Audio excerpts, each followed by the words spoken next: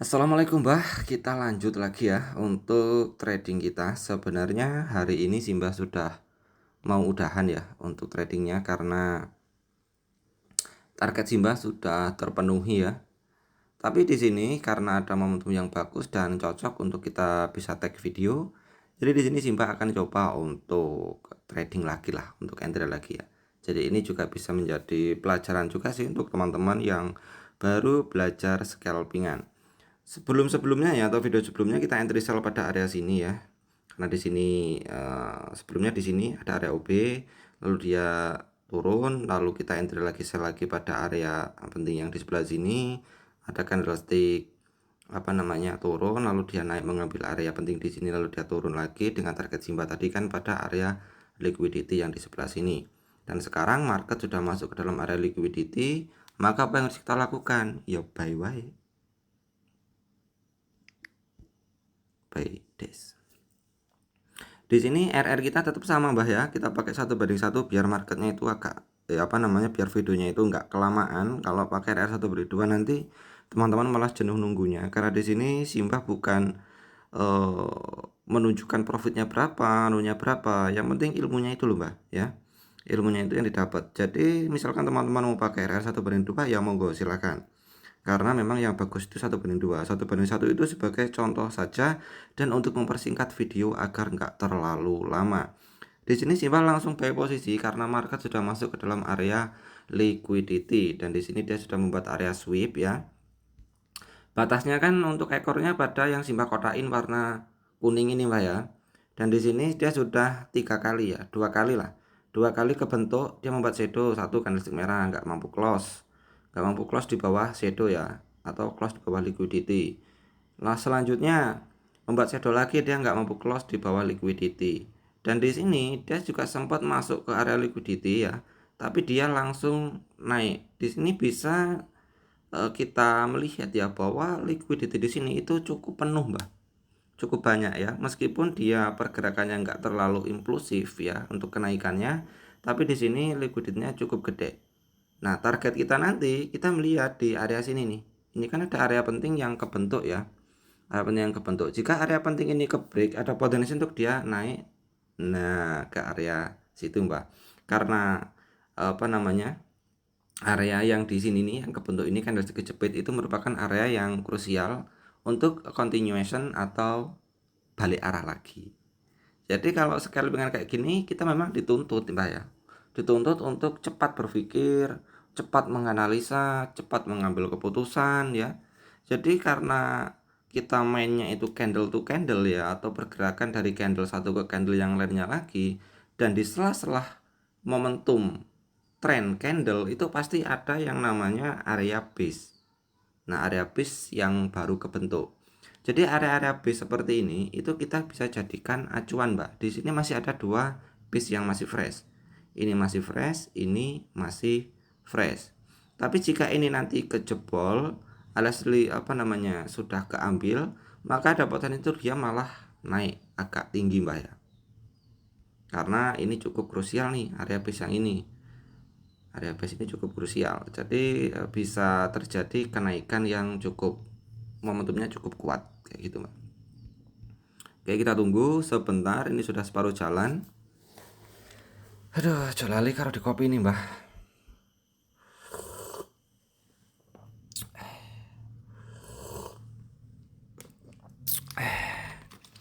Kalau udah running kayak gini tuh diseripitin kopi sama dikasih sebat itu rasanya Mbak suwe pol.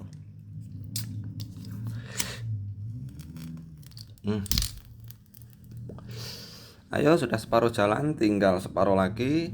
Target TP kita tetap sama ya, 1:1. Jadi $50 kita akan close posisi Mbak. Nah ini nih area penting ini nih. Kalau itu kerespon ya ada potensi dia turun. Kalau turun ya kita rugi Mbak. Rugi ya kita cut loss kalau sudah rugi $50. Jadi jangan beranggapan bahwa rugi di market atau cut loss atau terkena SL itu sebuah aib Mbak. Itu enggak kayak gitu ya. Karena kebanyakan orang-orang yang baru belajar di forex itu dia mencari metode yang 100% profit.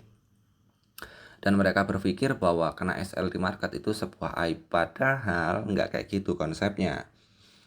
Namanya orang trading atau orang dagang itu ya pasti ada untung ada rugi. Kalau nggak siap rugi ya mending nggak usah trading, Mbak, ya. Karena kalau kita menganggap bahwa SL itu sebuah aib ya nggak jadi. Jadikan SL itu sebagai teman, Mbak, ya. Yang penting manajemen resikonya itu terukur, ya kita tetap bisa survive di market.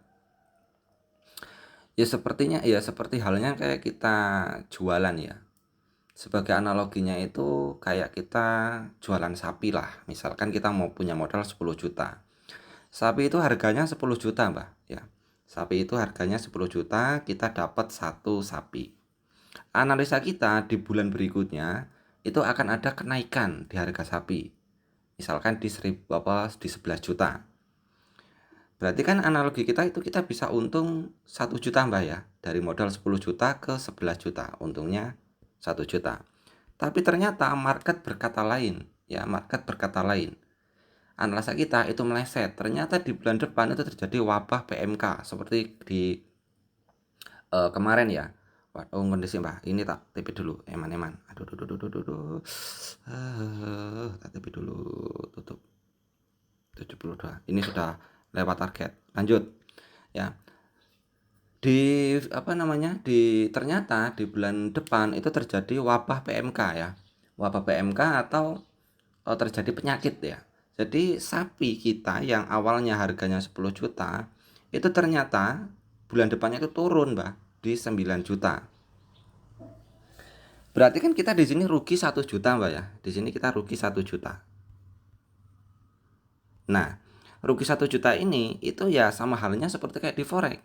Ya, kita minus, ya. Kita minus. Nah, di situ keputusan kita itu ditentukan di situ, Mbak.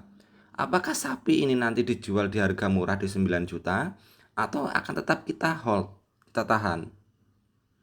Kalau yang manajemen resikonya plannya itu sudah maton atau sudah disiplin, pasti di awal sebelum dia beli sapi dia sudah memberikan sebuah batas resiko.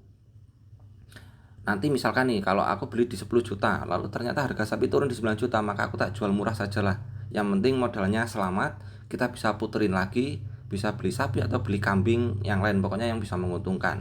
Nah, begitupun di forex juga kayak gitu. Kalau kita sudah minus 1 juta, kita close saja lah. Yang penting modalnya masih ada. Nanti dari sisa modal 9 juta itu kita bisa menunggu momentum yang baru lagi untuk entry posisi lagi. Nah, tapi jika sampai dari awal tuh nggak punya plan ya dengan modal 10 juta tadi dan ternyata di bulan kedepannya itu terjadi wabah dan harga dari 10 juta ya, dari 10 juta turun ke 9 juta dan sampai tetap hold dan ternyata wabahnya tambah parah, otomatis harga sapi itu akan turun dari 10 juta ke 9 juta, turun lagi ke 8 juta, turun lagi ke 7 juta, turun lagi ke 6 juta sampai seterusnya. Dan itu analoginya sama seperti di forex. Jika nggak ada batasan resiko, modal dibiarkan saja, market momentumnya itu ternyata kuat ya. Kita entry buy, ternyata momentumnya itu kuat turun, kita sudah minus 1 juta, lalu dibiarkan. Turun lagi modalnya tinggal 8 juta. Ya lama-lama modal sampai habis di market. Nah, jadi analoginya seperti itu, Mbak. Jadi jadikan trading itu sebagai bisnis ya. Bisnis. Bukan cara cepat kaya ya. Jadi jangan tergiur dengan orang-orang yang menganggap bahwa forex itu arena untuk bisa cepat kaya. Itu bullshit, Mbak. Semuanya hoax ya. Nggak ada ceritanya di forex itu bisa cepat kaya. Kecuali modalmu memang sudah tinggi dan kamu punya skillnya. Karena di forex itu yang pertama itu skill ya. Yang pertama itu skill. Kedua modal, lalu planning. Skillmu sudah mumpuni belum? Kalau skillnya sudah mumpuni, bisa modalnya itu digedein. Kalau skillnya belum dapat, modalnya minim saja. Kalau skillnya udah dapat, berarti modalnya bisa dinaikin nih. Karena kalau kita sudah punya skillnya, kita sudah modalnya digedein ya, skillnya dapat, lalu planningnya sudah dapat. Nah, itu bisa menggrow akun lebih cepat. Karena kalau yang skillnya sudah ketemu, dia nggak ragu tuh meresikokan resiko yang agak tinggi karena probabilitasnya juga cukup tinggi ya. Karena modalnya juga dia sudah lumayan tinggi. Beda dengan orang yang belum ada skill. skill belum ada, meskipun ada modal, ya bisa saja boncos, tetap saja boncos.